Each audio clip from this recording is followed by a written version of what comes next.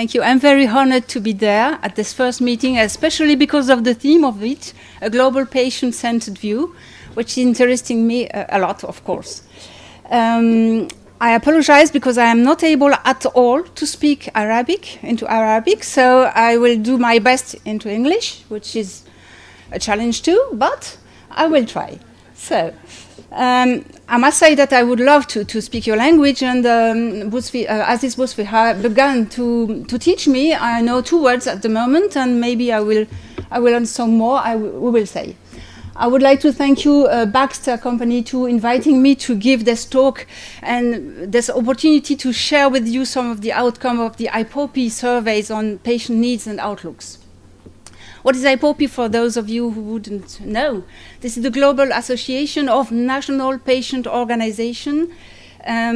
We have as objective to raise awareness, access to early diagnosis and access to optimal treatments for patients with PID in the world, both for children but also adults. This is just to give you an idea of the animals we have all over the world, and I'm very happy to report that we have one in Morocco, and I'm very happy to see my friend Maria Aneban, Hajar, and we have also one in South Africa, but it's not Arabian, not I forgot, in Egypt. Maybe we will have one, it's already done. And I'm very happy to have Mouna Himdi from Tunisia, and we hope to have soon, very soon, some patient organization in Tunisia too. And in Middle East, well, so far, we'll see. Well, the talk is, what do patients want? The answer maybe would be not being ill. It would be the dream for all of us, not being ill. But in fact, back to the reality, patients want diagnosis, they want treatment, and they want quality of life. They are the 3 big issues. Diagnosis, first of all, I could say maybe to put a name on one condition. It might be simple to consider, but it's very important to have a name to put on one's condition. And in order to be treated, of course, for the cause rather than for the effect of the condition. And to get early and appropriate treatment, and therefore less damage as possible. Here, this is a survey from the United States, and it shows the health before treatment and after treatment. And you can see, if I can find the pointer, yes. In green here, no, in red for. Before treatment, you see the most and very poor health. And after treatment, very good and good, it's the maximum. So treatment is really very important. What do patients want regarding treatment? They want access to effective, safe, available, and affordable therapy. And IPOPI had a survey to report on the needs of patients. The survey was done in 21 countries, and it explored the patient experience of PID, covering aspects from treatment and unmet needs to the impact of PID on daily and social life.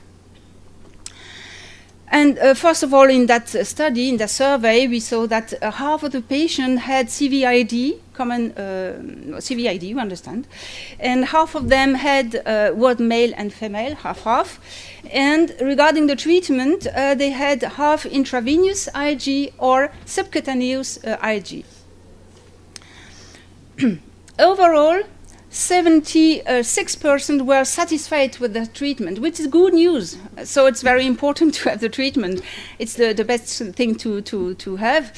However, 14 are dissatisfied due to the fact that it's a chronic treatment, a lifelong treatment, and it comes very often and every month or every weeks, considering you have subcutaneous or intravenous. So, well, I skip that, because I saw we are a bit short in time. When we ask the patient about the ideal PID treatment, they say fewer or no side effects. It's the first sign. I think you can see. Oh, I'm sorry. It is split between intravenous here or subcutaneous, and more intravenous than subcutaneous. They wish shorter administration time, and especially for intravenous. then they would like less needles, let's say, and of course it's more for subcutaneous because it comes every week or almost. Ability to administer at home, and at last, a longer time between infusion, and that time this is for subcutaneous more. So it shows that depending on the patients, we can have needs which are differing. Last point, it is what do patients want? Quality of life. What does it mean? First, painless, simple, long-lasting treatment with no side effects. That's the dream.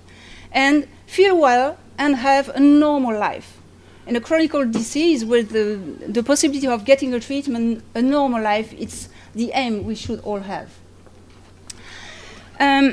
For example, as an example of a good life is 66% patient, let's say IVIG patients, and 70% not SCID, but subcutaneous patients report missing less than 11 days work or school during the past 6 months, and 35 of them for IVIG and 37 for subcutaneous miss 0 days. So it's very important. It means when you have the appropriate treatment, you can go to school and you can work, which is very good for you, of course, but also for the society. We ask the patient, what is the one thing you would like to be able to do, but don't feel you can because PID? And you have all the results there, but here is the summary. Patients want to have a normal life, travel, exercise, work, feel well, and no restrictions, like, for example, you go to a crowded place or eat what they want.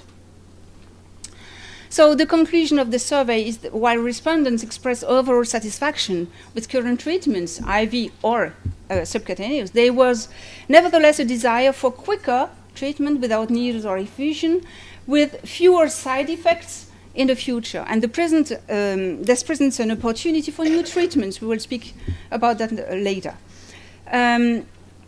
Overall, and it's very important to us, the survey highlighted the importance of providing access to different treatment options. And the next speaker will speak about that, so I go.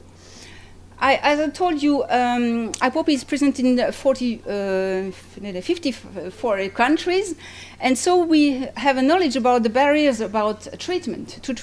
So medical, lack of knowledge, lack of awareness from GPs, for example, general practitioner. And I was very happy this afternoon to see so many young faces, because it means that we will get immunologists in the future, and this is good news. Lack of center for adults, and it's a big issue because the children are taken into account, but when they grow, it's some problem. Access to choice for IVIG or for subcutaneous, of course.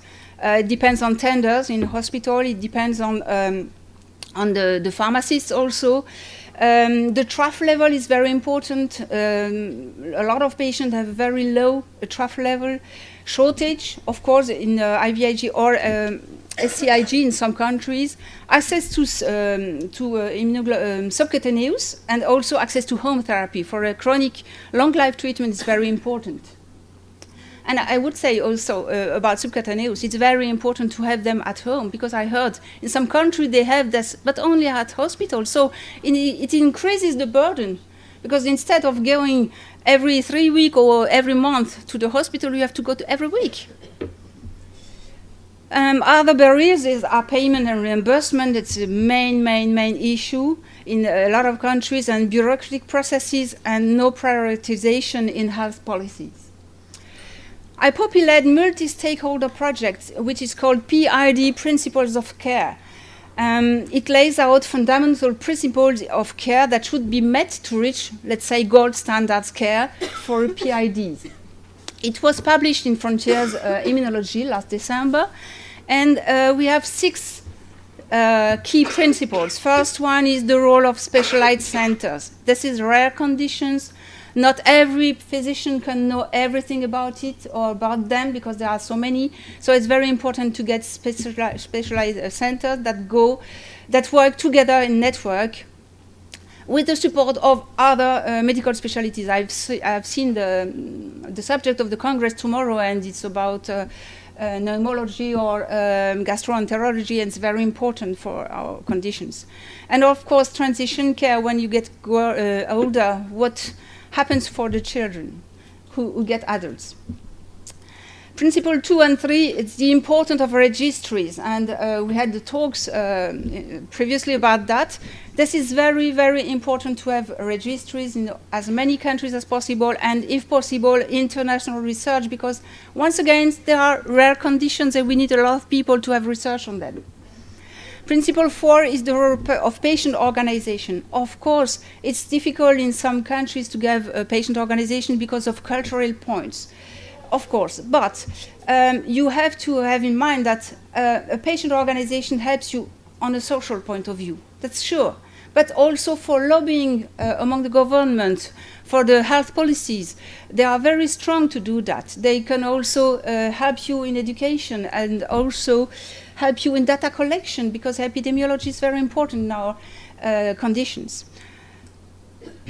The fifth principle is management and treatment of PID options. So have as much choice as possible and as much personalized position as possible. And the last one is managing PID diagnosis and care in all countries. It means in developed country, but also in developing country, and this is a really big issue too.